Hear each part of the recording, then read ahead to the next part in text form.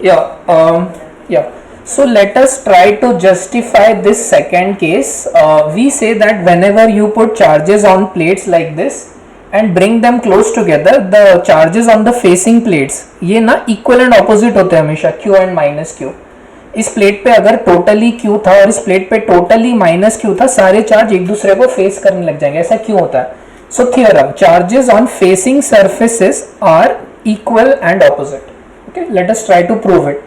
यहाँ पे आप देख सकते हो आपके पास दो कंडक्टर हैं, दो कंडक्टिंग प्लेट्स हैं. Let us draw this particular Gaussian surface first. Okay, symmetry से आपको पता है आपकी जो भी इलेक्ट्रिक फील्ड होगी वो इस तरह से होगी, पॉजिटिव से नेगेटिव की तरफ. This is positively charge, negatively charge. ये जो प्लेट्स हैं आपकी इन्फिनिट है, सो फील्ड सिमेट्रिकली इस तरह से होगी. So when you draw this particular Gaussian surface, okay, this point of Gaussian, this part of Gaussian surface is inside the conductor. जहां फील्ड जीरो होती है तो यहाँ फ्लक्स जीरो, इस पार्ट पे फ्लक्स जीरो, इस पार्ट पे flux zero. on this part the electric field is along the surface, so flux is zero. so the total flux through this entire Gaussian surface is zero. and from Gauss law flux क्या होता है? Q enclosed by epsilon naught. So if flux is zero, then Q enclosed is also zero. So इस surface के Gaussian surface के अंदर total charge zero होना चाहिए. तो अगर यहाँ Q है तो यहाँ माइनस Q होना चाहिए. Proof. Okay, so this is what happens. So now let us try to explain the third case. So we have two conducting plates like this. We already saw that the surfaces which are facing should have equal and opposite charges because of Gauss law. यहाँ भी आप Gauss law लगाओगे. Basically idea क्या है? यहाँ field zero है, यहाँ field होगी तो लेकिन रेडियली होगी, लाइक सिमेट्री की वजह से इस तरह से होगी. फ्लक्स जीरो होगा, सेम Gauss law सेम आएगा, same thing. Now we also want to analyze what about the charges on the non-facing plates. Okay. Again the basic idea is that field यहाँ पे let us say जीरो नहीं चाहिए. Conductor के अंदर the field should be zero. Conductor के अंदर, material के अंदर फील्ड इररेस्पेक्टिव जीरो होती है. बाहर जीरो हो, नॉन जीरो हो, doesn't, it depends on the situation. यहाँ फील्ड हमेशा जीरो होगी. देखो अब ये फील्ड किसकी वजह से है? ये यहाँ पे लेट अस से Q1 चार्ज है, यहाँ पे Q2 चार्ज है, ये नॉन फेसिंग प्लेट्स पे. ये फील्ड चार चार्जेस की वजह से है. Q1, Q minus Q, Q2, चार चार्ज डिस्ट्रीब्यूशन की वजह से. Q की फील्ड कैसे होगी? यहाँ पे ऐसे. Q सरफेस ये रहा ना, ये Q का सरफेस है, इसकी फील्ड पुश. माइनस Q की फील्ड कैसे होगी? पुल, इस तरह से ये. सो ये दोनों एक दूसरे को कैंसिल आउट कर देंगे. Okay, simple. Both these electric fields will cancel out each other, Q and minus Q. So Q1 and Q2 should also cancel each other out. क्योंकि यहाँ नेट फील्ड जीरो नहीं चाहिए, कंडक्टर के अंदर है ना पॉइंट. तो Q1 की फील्ड कैसे होगी? यहाँ पे ऐसे, Q1 समझना, Q2 की कैसे? ऐसे. And they should cancel each other out. ठीक है, Q1 और Q2 की फील्ड कैंसिल आउट होनी चाहिए. Q1 की वैसे फील्ड क्या होती है इसकी? Sigma 1/2 epsilon not.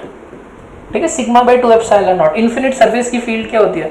Sigma bye 2 epsilon naught. Q2 की sigma 2/2 epsilon naught. It should cancel. So sigma 1 should be equal to sigma 2 और Q1 should be equal to Q2. Okay, तो ये Q प्राइम और Q prime equal इसीलिए होता है क्योंकि conductor के ना हर पॉइंट पे फील्ड जीरो होनी चाहिए.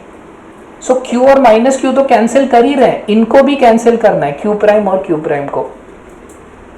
Clear? Yes, this is the idea.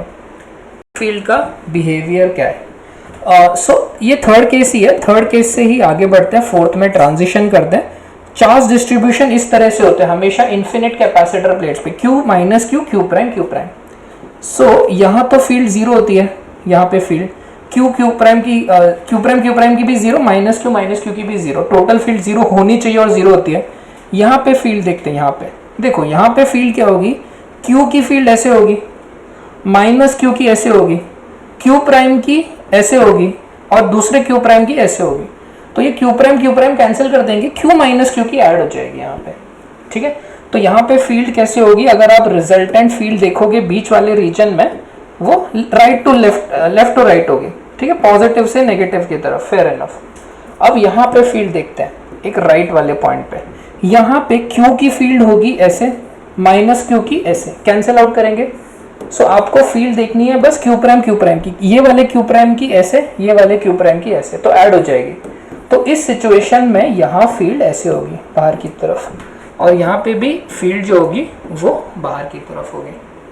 Okay, इस तरह से फील्ड होंगी। देखो अब नेक्स्ट एग्जांपल पे आते हैं। पोटेंशियल गिरेगा, अगर मैं आपसे पूछूं सपोज इसका पोटेंशियल 2 वोल्ट है, तो जैसे जैसे आप राइट में जाओगे पोटेंशियल गिरने वाला है। ओके, हाँ, अब हम लोग क्या करते हैं, ये थोड़ा सा एक और ट्रिकी पॉइंट है, हम ना राइट वाली प्लेट को अर्थ कर देते हैं। राइट वाली प्लेट को आपने अर्थ कर दिया सपोज, तो अर्थ करने का मतलब है पोटेंशियल क्या हो गया, 0, तो इसका पोटेंशियल भी क्या हो गया, 0। इसका मतलब ये रीजन में फील्ड कितनी हो जानी चाहिए, पूरे रीजन में 0 हो जानी चाहिए फील्ड, समझे, क्योंकि फील्ड होगी तो ऐसा हो ही नहीं सकता 0 पोटेंशियल नहीं होगा, पोटेंशियल ड्रॉप होगा। यहाँ पोटेंशियल 0 हो गया इसका, there is no potential drop, constant हो गया, पोटेंशियल 0 हो गया, फील्ड 0 नीचे। फील्ड 0 कब होगी, जब ये क्यू प्राइम हो गई नहीं, तो राइट प्लेट पे ना चार्ज 0 हो जाना चाहिए बेसिकली।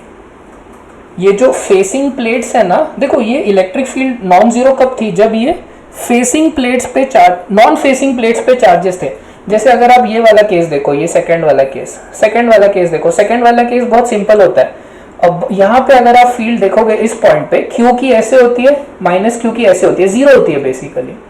सो ये जो प्लेट्स है इक्वल एंड ऑपोजिट, ये अपने बाहर फील्ड नहीं प्रोड्यूस करती, बाहर फील्ड कौन प्रोड्यूस कर रहा था, क्यू प्राइम। सो क्यू प्राइम जो है, क्यू प्राइम एग्जिस्ट ही नहीं करेगा। इसीलिए जब आप सिस्टम की अर्थिंग करते हो तब पहले आपका टोटल चार्ज क्या था इस प्लेट पे, Q प्लस क्यू प्राइम, इसकी आपने अर्थिंग नहीं की है, आपने अर्थिंग राइट प्लेट की है, तो इस पे टोटल चार्ज फिक्स होगा Q प्लस क्यू प्राइम, सारा चार्ज इधर आ जाएगा। सेकेंड वाली प्लेट पे चार्ज चेंज हो सकता है क्योंकि आपने उसकी बस अर्थिंग की है, चार्ज फ्लो हो सकता है, उस पे हो जाएगा minus Q plus Q prime, यहाँ 0 यहाँ 0। इस तरह से चार्ज डिस्ट्रीब्यूशन होता है अर्थिंग करने पे। इस केस में पूरे रीजन में फील्ड क्या हो जाती है, यहाँ पे 0, यहाँ पे 0, यहाँ पे फील्ड होती है,